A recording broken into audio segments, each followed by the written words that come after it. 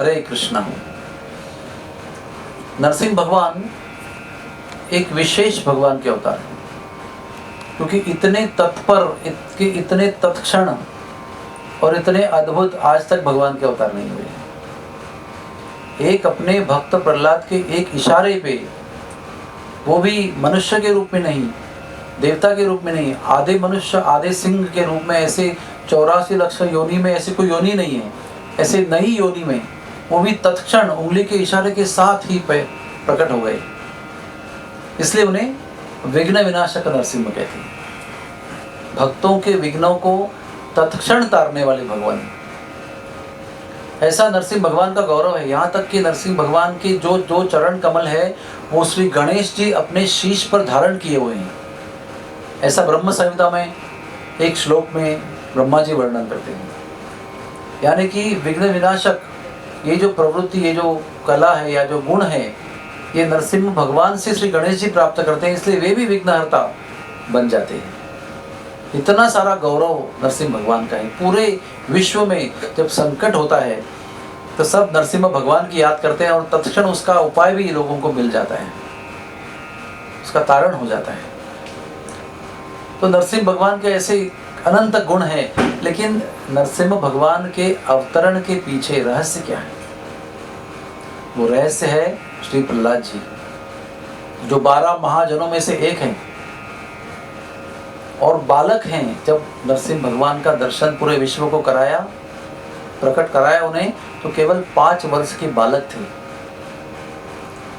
तो इसलिए अगर नरसिंह भगवान को वास्तव में प्रसन्न करना है नरसिंह भगवान के आविर्भाव के दिवस पर, तो प्रहलाद जी का गौरव करेंगे तो अपने भक्त का गौरव सुनकर भगवान बड़े प्रसन्न हो जाएंगे। तो आइए हम कुछ समय के लिए नरसिंह भगवान को प्रसन्न करने के लिए प्रहलाद जी के चरित्र के जो विशिष्ट पहलू हैं उस पर चर्चा करने का प्रयास करेंगे। सबसे पहले जब हिरण्यकशिपु तपस्या करने चले गए थे तो देवता लोग थोड़े निश्चिंत हो गए, क्योंकि उन्होंने हाहाकार मचा दिया था, इतना भय पैदा कर दिया था कि सब लोग नरसिंह हिरण्यकशिपु के दरबार में पानी भरते थे, पोछा लगाते थे, गार्डनिंग करते थे, माली का काम करते थे, ऐसे तुच्छ काम करते थे सब लोग। तो जब हिरण्यकशिपु तपस्या करने चला गया तो देवता उन्हें एकत्र होकर राक्षसों पर आक्रमण किया, राक्षसों को परास्त किया और हिरण्यकश्यप की पत्नी कयादु को उन्होंने अरेस्ट किया, कैद किया, और वो इंद्र उनको लेकर जा रहे थे। रास्ते में नारद मुनि मिलते हैं, इंद्र को रोकते हैं, कहते क्यों इस माता को आप ले जा रहे हो? मतलब उसके गर्भ में राक्षस का बीज है, जैसे ही उसका जन्म होगा तो उसका वध कर डालेंगे। तो नारद मुनि कहते हैं इसके गर्भ में राक्षस का बीज नहीं है, इसके गर्भ में एक श्रेष्ठ वैष्णव ने आश्रय प्राप्त किया हुआ है और कयादु को गर्भवती अवस्था में मैं ले जाऊंगा।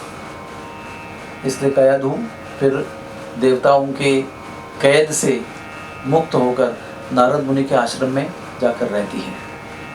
और इनकी गर्भावस्था का भी एक रहस्य है कि हिरण्यकशिपु जंगल तपस्या करने गए थे शक्तियां प्राप्त करने के लिए, लेकिन एक तोता आता है और बार बार विष्णु विष्णु विष्णु विष्णु विष्णु विष्णु ऐसे बोलता है और इसकी तपस्या में ध्यान में भंग डालता है। तो दिन भर विष्णु का नाम सुनकर त्रस्त होकर ये एक दिन घर पे आता है और उसके दिमाग में विष्णु का ही वो ध्वनि रहता है जो वो तोता ने उच्चारण किया होता है। उसी दिन कयादु गर्भवती होती है और ये रहस्य है प्रहलाद कैसे, कयादु राक्षसी थी, राक्षस की पत्नी थी, उसके गर्भ में कैसे प्रवेश किए, इसका ये रहस्य है। तो फिर कयादु गर्भवती अवस्था में नारद मुनि के पास रहती है। नारद मुनि उन्हें भागवत सुनाते हैं, भगवत हरि कथा सुनाते हैं और प्रहलाद जी अंदर रहकर बड़े ही ध्यान से नारद मुनि जी का पूरा उपदेश सुनते हैं। कयादु का ध्यान कब पति आएगा, कब पति आएगा, इस पर रहा करता था। इसलिए कयादु का ध्यान नारद मुनि के वचनों पर नहीं था, नहीं तो वो भी परम भक्त परम वैष्णव बन जाती। इसका मतलब है कि जब कथा होती है तो हमारे कल्याण के लिए होती है, लेकिन हमारा ध्यान कथा के समय कहाँ होता है? उस पर हमारी चेतना की जो प्रगति है, चेतना की जो वृद्धि है, वो निर्भर रहती है। प्रहलाद जी ने कण कण ज्ञान ग्रहण कर लिया, इसलिए प्रहलाद जी परम वैष्णव तो गर्भ में ही बन गए थे। फिर उनका जन्म होता है, फिर वो थोड़े बड़े होने के बाद में पाठशाला जाते हैं, षंड और अमर यहाँ पर पढ़ने लगते हैं। कुछ देर पढ़ते हैं, बड़ी लंबी कहानी है 7वें स्कंद में श्रीमद् भागवत में, विस्तार में कहेंगे तो कई घंटे लगेंगे। तो कुछ देर पढ़ने के बाद में फिर वो पिताजी उनको मिलने जाते हैं, पिताजी के पास उनको ले जाते हैं। पिताजी पूछते हैं आपने गुरुकुल में क्या सीखा? तो प्रहलाद जी वो कहते हैं तत्साधु मन्ये सुरवर्य देहिनाम, जीवन का सार है भगवान के चरणों का आश्रय लेना। तो हिरण्यकशिपु बड़ा आश्चर्य होता है, ये कहाँ से सीखा तुमने? बुलाओ षंड अमर को बुलाओ, क्या सिखाते हो गुरुकुल में? मेरे शत्रुओं के बारे में भक्ति सिखाते हो, मेरी द्वारा चाही हुई शिक्षा देते हो कि भगवान की शिक्षा देते हो, मेरे शत्रु की शिक्षा देते हो? तो उन्होंने कहा हमने इसको ये कुछ सिखाया नहीं है, पता नहीं इसको कौन सिखाता है। पर देखो बीच के मध्याह्न के समय पर कोई देवता आकर उसको कुछ पढ़ाता तो नहीं होगा? नहीं, हमारा पहरा बहुत सख्त है, लेकिन और सख्त करते हैं, दूसरी बार जाके भेजते हैं। इसको अच्छी तरह पढ़ाओ, राक्षसों की विद्या सिखाओ, देवताओं की विद्या मत सिखाओ। फिर वो उसको बड़ा सुरक्षा के अंदर कड़ा पहरे में फिर सिखाते हैं। फिर कुछ दिन बाद उसको बुलावा आता है, पिताजी बड़े प्रेम से बुलाते हैं तो माता श्रृंगार करके भेजते, बेटा इस बार कुछ गलत बात मत करना, ठीक से बात करना। इसलिए श्रृंगार करके भेजती है, गोद में बिठाते हैं। हिरण्यकशिपु बड़े प्रेम से उसका सर सूंघते हैं, बेटा क्या तुमने सर्वोत्कृष्ट शिक्षा प्राप्त की? तो कहते हैं श्रवणम कीर्तनम विष्णु स्मरणम पाद सेवनम अर्चनम वंदनम दास्यम सख्यम आत्मनिवेदनम। ये नवधा भक्ति के बारे में विष्णु के वर्णन करते हैं। उसको इतना क्रोध आता है, बीच में और भी बताते हैं कि आपको भी ऐसा सब आसक्ति रखना नहीं चाहिए, सब कुछ त्याग करके गृहस्थ आश्रम छोड़कर वन में जाना चाहिए, वृंदावन में जाकर भजन करना चाहिए विष्णु का। तो क्रोध से आग बबूला हो जाता है। कहता है ये जो बालक है ये एक कैंसर की तरह है, कर्क रोग की तरह है, और जब शरीर पर कर्क रोग होता है तो उस कर्क रोग को काट कर फेंकना चाहिए अगर शरीर को बचाना है तो। जाओ इसका वध करो, जिस प्रकार से वध किया जाए वध करो। तो ये उनको राक्षसों को आदेश मिलता है, तो उसको तलवार से मारना प्रयास करते हैं, सांप के विषैले सांप के बीच में डालते हैं, उसको हाथी के पांव देते हैं, उसको पहाड़ से फेंक देते हैं, उसको होलिका के साथ जलाने का प्रयास करते हैं, उसको जिस जिस प्रकार से मृत्यु हो सकती है हर प्रकार से उसका वध करना चाहते हैं। एक पिताजी अपने छोटे से नन्हे से निष्पाप कोमल बालक का वध करने का प्रयास कर रहे हैं, जो त्रिलोकी सम्राट है, देख सकते हैं आप। लेकिन निरंतर ओम नमो भगवते वासुदेवाय भगवान का चिंतन करते रहे। कोई भी प्रकार का परिणाम बालक पर नहीं हुआ। बालक को सांप ने नहीं काटा, हाथी ने पाप नहीं दिया, विष उस पर काम नहीं किया, आग में जलने का प्रयास किया तो होलिका देवी जल गई, ये बच गए। इस तरह से हर समय भगवान विष्णु ने उनको बचाया। एक बार भी प्रहलाद ने विष्णु को सहायता के लिए नहीं पुकारा, लेकिन जैसे आदत थी सुख के समय की, वैसे हर समय हर क्षण विष्णु का नाम स्मरण करते रहे। उसके बाद में वो अपने गुरुकुल गए। विशेष बात यह है कि इतना उनकी जीवित हानि, जान से मारने का प्रयास करने के बाद में वो गुरुकुल जब दोबारा गए तो गुरुकुल में अपने विद्यार्थियों को उन्होंने पढ़ाना शुरू कर दिया भगवान विष्णु के बारे में। हरिनाम संकीर्तन आरंभ किया राक्षसों के गुरुकुल में, राक्षसों के बालों के साथ, मंत्रियों के राक्षस पुत्रों के साथ। भगवत विद्या, भागवत भक्ति विद्या, हरिनाम संकीर्तन आरंभ किया। इसका मतलब होता है कितने निर्भय थे वो। जिसका मृत्यु का प्रयास किया गया उसके पश्चात भी वो उसी काम करने के लिए इतने तुले हुए हैं। यानी निर्भयता ये प्रहलाद जी के चरित्र का एक विशेष अंग है। सुंदर श्रवण जो माता के गर्भ में किया था, ये दूसरा गुण है। निरंतर भगवत स्मरण, चाहे सुख की स्थिति हो या दुख की स्थिति हो, ये और एक गुण है उनका। और फिर जाकर हिरण्यकश्यप ने सोचा सब हार गए, अब मैं खुद ही मारता हूं तुम्हें, देखता हूं कौन सी देवता कौन सा विष्णु तुम्हें बचाता है। लेकिन पूछता है कि तुम्हें मेरी पूरी सेना नहीं मार सकी, कौन सी शक्ति है तुम्हारे पास? तो कहता है पिताजी, जो शक्ति, जिस जगह से शक्ति आपको प्राप्त हो रही है उसी जगह से शक्ति मुझे भी प्राप्त हो रही है। कौन है वो? वो भगवान विष्णु है। अच्छा, कहाँ है तुम्हारे विष्णु? पिताजी, वो तो चराचर में समाये हुए हैं, कण कण में समाये हुए हैं, ऐसी कोई जगह नहीं है जहां पर मेरे प्रभु नहीं है।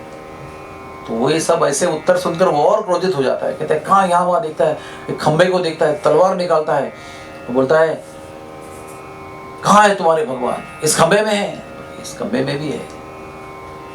अब मैं तुम्हें इस तलवार से तुम्हारा वध करूंगा, देखते हैं तुम्हारा विष्णु क्या करता है।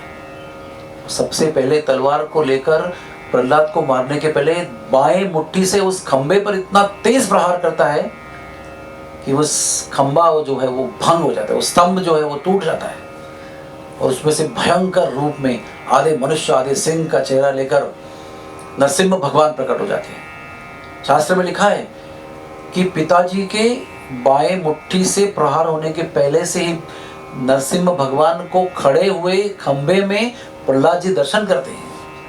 भगवान जैसे कि तैयार थे, मेरा भक्त इस खंबे की ओर इशारा करेगा और मैं तत्क्षण उसकी रक्षा के लिए, उसके बात को सच करने के लिए प्रकट हो जाऊंगा, क्योंकि मेरे भक्त ने वो बात कही है कि इस खंबे में भी मैं हूं। इसलिए भगवान अपने भक्त के वचन को सत्य करने के लिए बद्ध हो जाते हैं और कुछ ही क्षण पहले तत्क्षण वहां प्रकट हो जाते हैं और खंबे का, उसके मुट्ठी का स्पर्श होते ही भंग होकर अकराल विकराल गर्जना करते हुए बाहर निकलते हैं। और फिर बड़ी घनघोर युद्ध होता है। हिरण्यकशिपु चौंक जाता है, अरे ये कौन सा जीव है जो मैंने कभी दर्शन नहीं किया, लेकिन फिर भी मैं बहुत महान हूँ, मैं युद्ध करके मारूंगा इसे। भयंकर युद्ध होता है। मध्याह्न के समय जो स्तंभ जो है वो टूट जाता है और मध्याह्न से शाम तक उनका घनघोर युद्ध होता है। और संध्या के समय ब्रह्मा जी ने दिए हुए सारे वरदानों को जैसे कि वैसा रखते हुए, सब नियमों को पालन करते हुए, ब्रह्मा जी का पूरा आदर करते हुए, दहलीज पर हवा में अपने गोद में बिठाकर, नाखून से, किसी शस्त्र से नहीं, अस्त्र से नहीं, दिन में नहीं, रात में नहीं, संध्या के समय आकाश में नहीं, जमीन में नहीं, पानी में नहीं, इस प्रकार से सारे नियम पालन करते हुए हिरण्यकशिपु का वध करते हैं। इतना क्रोध में गर्जना कर रहे थे कि पेट फाड़ते हैं उसका, आते निकाल कर गले में धारण करते हैं, फिर हाथ अंदर डालकर उसका हार्ट जो है, हृदय जो है वो फल की तरह तोड़ के जमीन में फेंक देते हैं। फिर हिरण्यकशिपु के सैनिक और भाई सब आक्रमण करते हैं, सबका भगवान वध कर देते हैं। और फिर भी इतना क्रोध से गर्जना कर रहे हैं। फिर सबका वध होने के बाद में सब देवता जो देख रहे थे दूर से, वो पास में आ जाते हैं ब्रह्मा जी के नेतृत्व में। तो किसी को भगवान का ये भयंकर क्रोधमय अवतार देखकर सामने जाने की हिम्मत नहीं हो रही है। कौन जाएगा? इंद्र जाएगा कि ब्रह्मा जाएंगे? सब देवता पीछे हट जाते हैं। सब लोग ब्रह्मा की ओर देखते हैं कि आप तो सबके प्रमुख हैं, आप जाइए। ब्रह्मा जी भी मना करते हैं। फिर ब्रह्मा जी लक्ष्मी की ओर देखते हैं कि तो इनकी पत्नी है, कम से कम पत्नी का मुंह देख के शांत हो जाएंगे। तो पत्नी कहती है कि मैं इनको पहचानती नहीं हूँ, इस आवेश में मैंने कभी देखा नहीं इनको। तो सबकी नजर प्रहलाद की ओर जाती है। सब लोग थर थर कांप रहे हैं। प्रहलाद जी शांत रूप में स्मित हास्य करते हुए अपने भगवान को निरंतर देख रहे हैं। तो ब्रह्मा जैसे महान सृष्टि के रचयिता, ब्रह्मांड नायक, वो हार लेकर प्रहलाद जी को विनती करते, प्रहलाद जी अभी आप ही जाइए उनको शांत करने के लिए। प्रहलाद जी बड़े ही आनंद से, बिना हिचकिचाहट, बिना भय, पूरा विश्व उनसे भय से कांप रहे, देवता भी कांप रहे, लेकिन प्रहलाद जी बिल्कुल अपने भगवान को पहचानते हुए, उनके प्रेम और करुणा को पहचानते हुए जाकर उनको माला पहनाते हैं। उनको देखते ही, प्रहलाद जी को देखते ही भगवान नरसिंह का क्रोध शांत होता है। को गोद में बिठाते हैं और जैसे एक सिंह अपने बालक को चाटता है जीभ से, वैसे बड़े प्रेम से अपने भक्त को सिंह की तरह चाटते हैं, अपना प्रेम व्यक्त करते हैं। और फिर कहते हैं, प्रहलाद तुमने मेरे लिए कितने कष्ट सहन किए, भगवान कह रहे हैं। तो प्रहलाद जी कहते हैं, भगवान मैंने कोई कष्ट नहीं सहन किया, मैं तो केवल आपका नाम पुकारता रहा और हर समय मैं कैसे बच गया मुझे ही नहीं पता चला। रहस्य तो ये है कि हर समय आपने मुझे बचाया, मैंने कौन सा कष्ट सहन किया। मुझे कुछ कष्ट हुआ ही नहीं, मुझे ना सांप ने काटा, ना हाथी ने पाव दिया, ना विष पीने पर मुझ पर असर हुआ, कहाँ कष्ट हुआ। मतलब अनंत कष्ट सहन करने के बाद भी अपने नामस्मरण के दिव्यता के आधार पर प्रहलाद को वास्तव में कोई कष्ट नहीं हुआ, ऐसे प्रहलाद जी बता रहे हैं। तो बड़े से बड़े संकट से बचने का क्या मार्ग है? भगवान का नाम का स्मरण। प्रहलाद जी अपने उदाहरण से बता रहे हैं। इतने कठोर संकट गुजरने पर भी प्रहलाद के चेतना पर उसका इतना भी असर नहीं हुआ। यह है भगवान नाम के स्मरण का परिणाम। फिर भगवान कहते हैं, फिर भी तुमने मेरे लिए इतना कष्ट सहन किया, इतनी असुविधा सहन की, मैं तुम्हें वरदान देना चाहता हूँ। वो कहते हैं, भगवान मैं व्यापारी नहीं हूँ, मैंने आपका भजन व्यापारी भावना से नहीं किया है, किसी फल को प्राप्त करने के लिए नहीं किया है। भगवान कृपा करके मुझे व्यापारी की तरह व्यवहार मत कीजिए। भगवान भी हैरान हो जाते हैं, अभी क्या दूं, मुझे देना है, उसे आशीर्वाद देना है, मतलब कुछ नहीं चाहिए।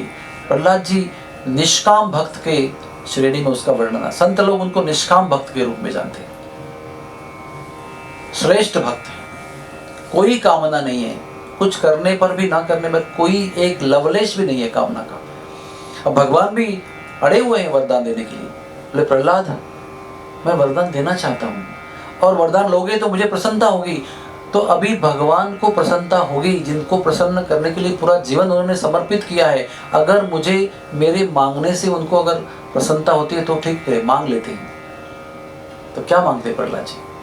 प्रहलाद जी कहते हैं, मुझे केवल एक ही वरदान दीजिए कि मैं कभी भी वैष्णवों का अपराध नहीं करूँगा। मुझे एक ही डर है कि मेरे हाथ से कहीं वैष्णवों का अपराध न हो जाए। देखिए, इतने सर्वश्रेष्ठ कोटि के महाजन प्रहलाद, बालक अवस्था में, लेकिन इतने महाजन कोटि के वैष्णव क्या कह रहे हैं? मुझे वैष्णवों का अपराध नहीं करना, मुझे डर लगता है कि आपके भक्तों का कहीं मैं जाने अनजाने में अपराध न कर लूं। भगवान गले लगाते हैं, अपने अश्रुओं से प्रहलाद को सिंचित करते हैं, इतना प्यार दुलार करते हैं। तो प्रहलाद जी के व्यक्तित्व से हम सीख सकते हैं निरपेक्षता, निष्कामता। और हम लोग कहते हैं, अरे बचपन है, हंसने खेलने के दिन है, लेकिन प्रहलाद जी ने बताया हुआ है, कौमारम आचरित प्रज्ञास, 5 साल का होते ही भजन की क्रिया बालक को या जीव को आरंभ करनी चाहिए। हम लोग कहते हैं बूढ़ा होने के बाद भी सब करना है, लेकिन प्रहलाद जी का आदेश है। और हम कहते हैं बालक है, वो क्या भजन करेगा? प्रहलाद ने अपने उदाहरण से दिखाया है। 5 साल तक बचपन और खेल हम खेल सकते हैं, लेकिन 5 साल के बाद में भजन आरंभ करना चाहिए। प्रहलाद जी की आज्ञा है। फिर जो हम पालन करते हैं वो हम जीवन में उसको उतार सकते हैं। जीवन की अगर पद्धति है तो वो जीवन के अंत में सीखने से क्या लाभ है? अगर वो जीवन जीने की पद्धति है तो वो जीवन के आरंभ में उसका अभ्यास करना चाहिए, ताकि जीवन को चलाते समय उस पद्धति का उपयोग कर सकते हैं। प्रहलाद जी उसका नितांत उदाहरण है। प्रहलाद जी ने अपने जीवन, अपने उदाहरण, अपने गतिविधि, अपने भजन क्रिया से ये प्रमाणित किया हुआ है कि मनुष्य जीवन भगवान की सेवा में, अपने इतने भयंकर खूंखार पिताजी के सामने जो पूरे विश्व को डराते थे, अपने भवे उठाते तो देवता कांपते थे, उनके सामने भी सत्य बोलने के लिए वो नहीं हिचकिचाए। तो आखिर उनके व्यक्तित्व का पहलू ये है कि सत्य को चाहे भय वाली जगह में या सुख वाली जगह में, सब जगह सत्य का उच्चारण करना चाहिए, जिनसे पूरा विश्व ब्रह्मांड भयभीत था। ऐसे भयंकर अपने राक्षसी पिता के सामने भी वो सत्य बोलने में नहीं हिचकिचाए। आइए प्रहलाद जी के इस दिव्य चरित्र के आधार पर हम भी सत्य पर अपना जीवन आधारित रखने को सीखें और सत्य वचन बोलने के लिए कभी न चूकें। प्रहलाद महाराज की जय, नरसिम्हा भगवान की जय।